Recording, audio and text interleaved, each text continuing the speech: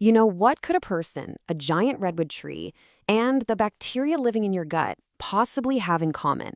I mean, on the surface, absolutely nothing. But if you zoom way, way in, down to the molecular level, they are all built from the exact same universal blueprint. This is the story of how that one simple blueprint creates the incredible, breathtaking diversity of all life on Earth. And that, right there, leads to a really fascinating question. If everything is built from the same fundamental parts, why does life look so different? How can the very same molecular toolkit produce the soft tissue of an animal, the hard, rigid wood of a tree, and the super simple form of a bacterium? All right, to solve this puzzle, we've got to start at the foundation.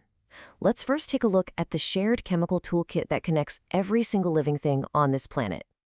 I want to start with just one single number. Over 99%. What could possibly unite nearly all of life so completely? Well, the answer is kind of shockingly simple. Over 99% of the mass of almost every cell is built from just 4 elements: carbon, hydrogen, oxygen, and nitrogen. That's it. From a tiny microbe to a massive whale, the entire scaffold of life is built from this incredibly simple chemical set. And the simplicity just keeps going as we look deeper.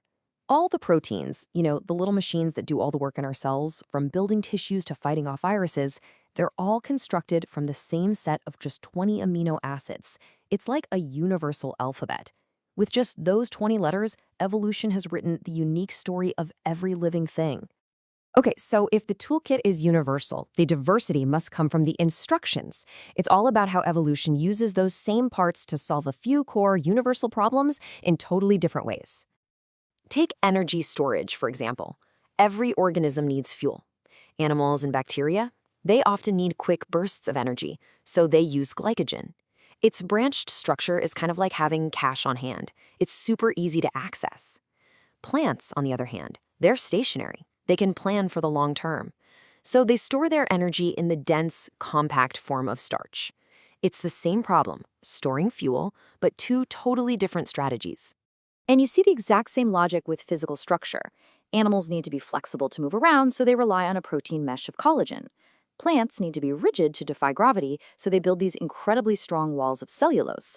And bacteria, well, they're under constant attack, so they need a suit of armor, which they build from this tough stuff called Peptidoglycan.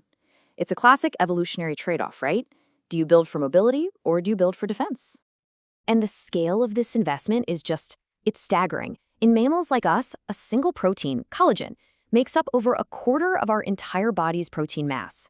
And in the plant world, this one enzyme called ribosome, which is crucial for photosynthesis, is the single most abundant protein in the entire biosphere. Evolution bets big on these molecules because they are absolutely central to how each organism survives. Okay, let's zoom way in now and look at one of the most fundamental divides in all of biology, the architectural difference between simple prokaryotic cells like bacteria and complex eukaryotic cells like the ones that make up you and me. Even the cell membrane, the very boundary of life, shows this incredible adaptation. Our eukaryotic cells use cholesterol to keep our membranes fluid and flexible. Some bacteria add an extra outer layer for more protection. And then you have Archaea, these things that live in boiling hot springs. They use unique chemical bonds to build these ultra-tough membranes that just will not fall apart. And the design on the inside is even more different. Eukaryotic cells are like these complex, sprawling cities with specialized compartments for every single job. Prokaryotes, on the other hand, are all about efficiency. They're like an open-plan workshop built for speed and simplicity. The protein factories, the ribosomes, are also different sizes. Eukaryotes have bigger ones, prokaryotes have smaller ones. But the really incredible part is the sheer quantity. In an E. coli cell, these tiny factories can make up a quarter of its entire dry mass. That is a massive, massive investment in just one thing: speed. And even inside the world of complex eukaryotic cells, you see more specialization. Plant cells add 2 amazing tools to their kit. They have chloroplasts, which are basically tiny solar panels for photosynthesis, and they have this massive central vacuole that fills with water, creating internal pressure. It's like an inflatable skeleton that keeps the plant standing up nice and tall. You can actually see these different life strategies reflected right in the DNA. An E. coli bacterium dedicates a full 10% of its genome just to building transporters, proteins that sit in its membrane and rapidly pull in food or pump out waste.